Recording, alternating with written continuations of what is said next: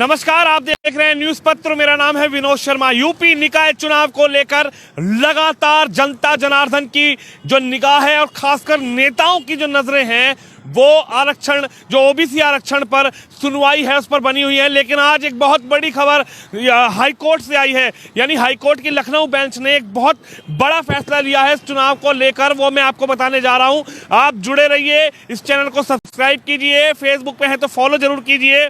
आपको बता दूं कि किस तरीके से जो 27 PIL डाली गई हैं इस मामले को लेकर, ये आपको बता दें 27 PIL ओबीसी आरक्षण को लेकर 27 PIL दाखिल हो रखी हैं। पूरे आरक्षण जो प्रक्रिया है उसमें, इसको लेकर 27 दिसंबर को ये फैसला सुनाया जाएगा। फैसला अभी आरक्षण को लेकर फैसला है वो हाई कोर्ट की लखनऊ बेंच ने सुरक्षित इस फैसले को रख लिया है और निकाय चुनाव में ओबीसी आरक्षण पर एक फैसला जो आया है उसको सुरक्षित रख दिया गया है।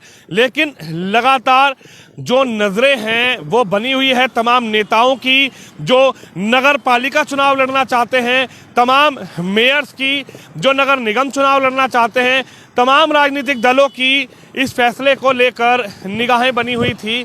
वही मैं आपको लगातार बता रहा हूं कि किस तरीके से जो इस पूरी आरक्षण प्रणाली में, जब आरक्षण प्रणाली बनाई गई थी तो उसको लेकर कहीं ना कहीं लोगों ने, जो नेता थे, उन्होंने आपत्ति जाहिर करी और 27 PIL इसमें दाखिल हो रखी हैं। ओबीसी आरक्षण पर 27 PIL दाखिल हैं और इसी 27 PIL पर जो हाई कोर्ट की लखनऊ बेंच है वो अपना फैसला 27 दिसंबर को सुनाएगी। लेकिन इसी बीच कह सकते हैं कि अखिलेश यादव का भी एक बड़ा बयान सामने आया है। उनका ये कहना है, हालांकि वो सैफई एक शादी समारोह में गए थे, उन्होंने आरोप ही भारतीय जनता पार्टी पर ये लगाया है कि भारतीय जनता पार्टी अपने फायदे के लिए इस आरक्षण प्रणाली को उन्होंने घोषित किया था। कहीं ना कहीं जो कहा है अखिलेश यादव ने कि जो अभी हाल फिलहाल में ही मैनपुरी, रामपुर और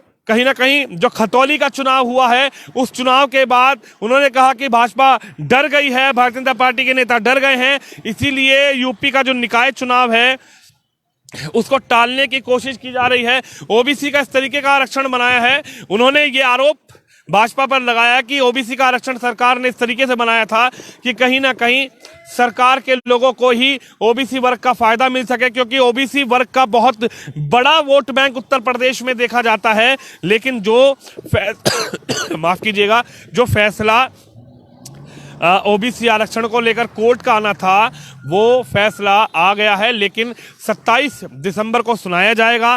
फैसला भी सुरक्षित रख दिया गया है। दिलों की धड़कन जो है वो तमाम नेताओं की बढ़ती जा रही है। हालांकि जो तमाम लीडर्स हैं वो अब कहीं ना कहीं फील्ड में घूम रहे हैं, लोगों के बीच पहुंच रहे हैं, लेकिन हर व्यक्ति इस ओबीसी आरक्षण की सुनवाई पर नजरें टेके हुए है, निगाह बना रखा हुआ है।